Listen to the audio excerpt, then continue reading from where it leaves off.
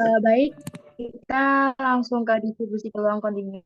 Distribusi peluang kontinu merupakan daftar atau sebaran probabilitas dari setiap nilai variabel random kontinu.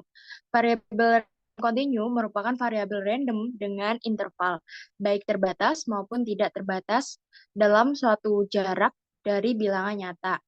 Pada distribusi peluang kontinu terdapat beberapa macam, yaitu distribusi normal, distribusi eksponensial, distribusi C kuadrat, distribusi student T, dan distribusi F.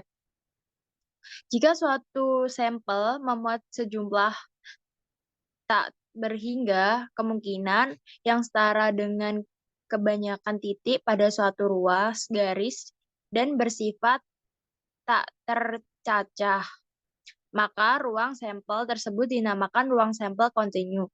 Pada kebanyakan kasus, ruang sampel kontinu didapat dari data terukur, artinya data yang diperoleh dari hasil mengukur.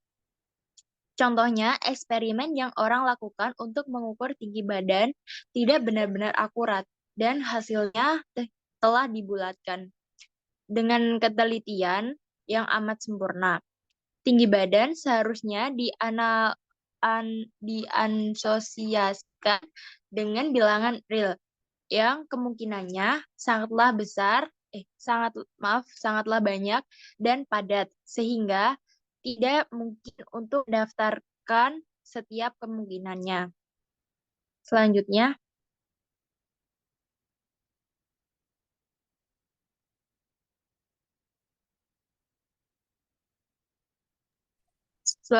ada macam-macam distribusi peluang kontinu. Yang pertama, distribusi normal. Salah satu distribusi yang sering digunakan untuk distribusi variabel random. Variabel random yang mempunyai rata-rata dan variasi yang berbeda dapat digambarkan dengan distribusi normal. Distribusi normal memiliki kurva berbentuk lonceng yang simetris, yang ditentukan oleh rata-rata yang dituliskan di tengah kurva, dan variasi untuk menentukan lebarnya kurva. Untuk rumusnya bisa dilihat di PPT. Selanjutnya akan dijelaskan oleh rekan saya, Hibat. Yang kedua ada distribusi eksponensial, yaitu merupakan distribusi probabilitas yang digunakan untuk mengukur waktu antara dua kejadian sukses atau jarak satu interval proses Poisson.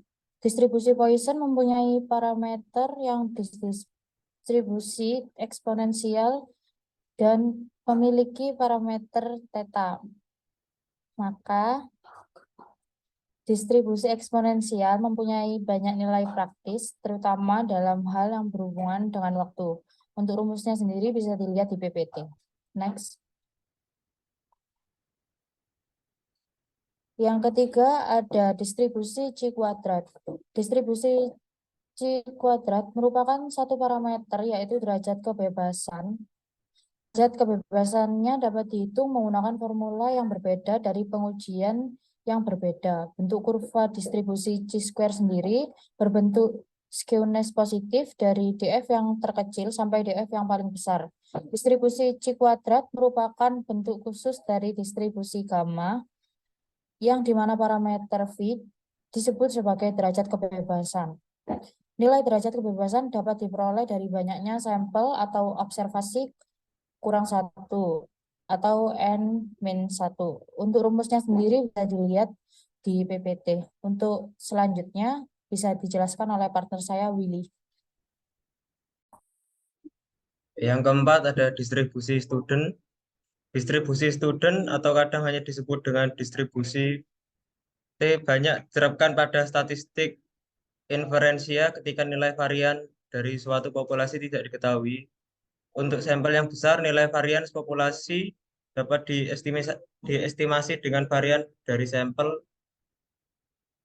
S2 sehingga dapat dilakukan pendekatan atau approximate dengan distribusi normal baku. Namun jika sampel yang diambil kecil, maka distribusi peubah acaknya akan menyimpang jauh dari distribusi normal baku sehingga diperlukan distribusi student.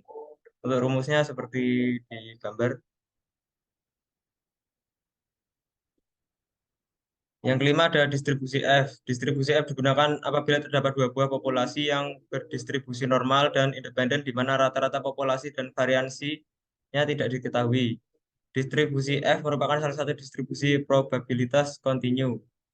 Distribusi F juga dikenal dengan sebutan distribusi F-Snedeker atau distribusi Fisher-Snedek dalam teori probabilitas dan statistika.